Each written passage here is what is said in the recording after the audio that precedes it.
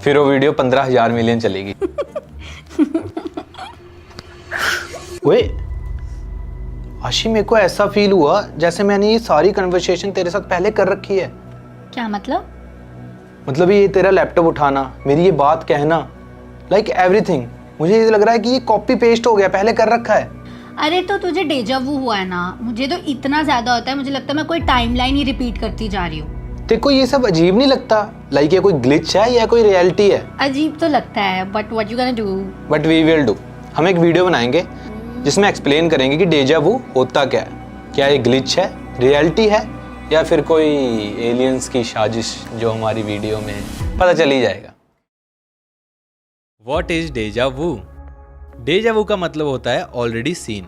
और इसका मतलब एक ऐसी फीलिंग जैसे आप किसी नए मोमेंट को एक्सपीरियंस कर रहे हो, पर दिमाग कहता है कि ये पहले हो चुका है। पर कैसे, जब आपने वो मोमेंट कभी जिया ही नहीं। साइंस कहता है कि दुनिया के 60 से 80% लोग अपनी लाइफ में एक ना एक बार डेजा वू का एक्सपीरियंस जरूर करते हैं, और ये मोस्टली 15 to 25 एज ग्रुप में होता है। मतलब एडल्टिंग के साथ डेजा वू फ्री ट्रायल्स आता है। जब डेजा वू होता है तो लगता है हर एक चीज हमारे अराउंड जानी पहचानी है, जैसे लोग, उनकी सिचुएशन, उनकी बातें, बट एक्चुअली दिमाग कंफ्यूज हो रहा होता है, बिकॉज लॉजिकली ये सब पहली बार हो रहा होता है। और इसीलिए लोग इसे सुपरनैचुरल मानते हैं, लाइक पास्ट लाइफ की कोई मेमोरी या फिर यूनिवर्स की तरफ से कोई sign. But is it really spiritual?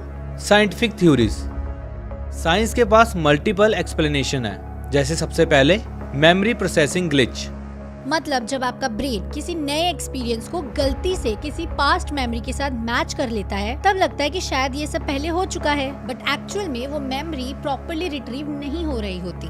Temporal lobe epilepsy, ये एक न्यूरोलॉजिकल कंडीशन है जिसमें डेजा वू सीजर से पहले होता है, तो साइंटिस्ट ने इसको भी लिंक किया है। एक और थ्योरी है डिलेड प्रोसेसिंग, जब आप एक मोमेंट को दो डिफरेंट सेंसरी पाथवे से देखते हो, और अगर एक सिग्नल थोड़ा लेट पहुंचता है तो ब्रेन को लगता है कि ये पहले हो चुका है। डुअल प्रोसेसिंग थ्योरी भी यही कहती है कि अगर दिमाग का एक हेमिस्फेयर थोड़ा डिले कर दे तो वो मोमेंट पुराना लगने लगता है। एंड डिवाइडेड अटेंशन थ्योरी, जब आप किसी नई जगह पे जा रहे हो लेकिन आपका दिमाग पूरी तरह से प्रेजेंट नहीं होता, तब कुछ चीजें आपके सबकॉन्शियस में रजिस्टर हो जाती हैं, और जब कॉन्शियसली वो सेम चीजें आपको दिख जाए, then it's deja vu. MRI studies and mind mechanics.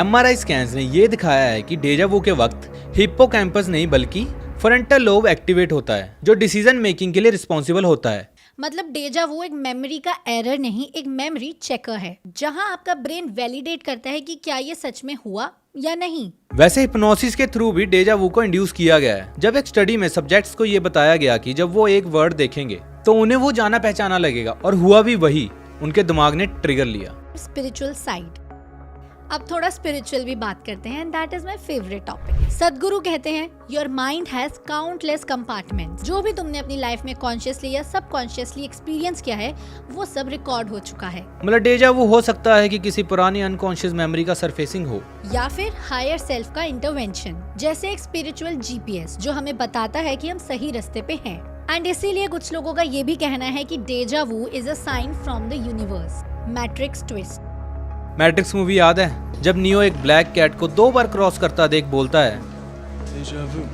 और मॉर्फिस बोलता है that's a glitch in the matrix. तो क्या डेजा वू एक ग्लिच है रियलिटी का, या फिर एक कोड अपडेट? पर लोग इसे याद रखते हैं, तो क्या ये ऑल्टरनेट टाइमलाइंस का हिंट है?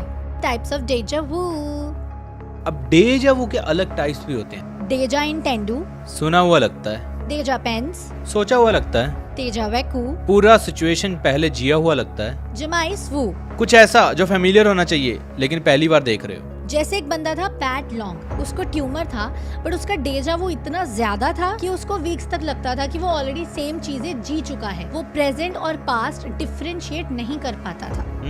तो अब समझ आया, डेजा वू एक छोटा सा ग्लिच भी हो सकता है या फिर एक deeper cosmic signal. So science के पास एक्सप्लेनेशन है एंड स्पिरिचुअलिटी के पास इंट्यूशन, और इसीलिए शायद हमें कभी एग्जैक्ट आंसर ना मिले, पर एक चीज तो पक्की है, जब हमें डेजा वू होता है वो मोमेंट कभी बोरिंग नहीं होता। तो guys like, share and subscribe करना मत भूलना। हम मिलेंगे अगली वीडियो में।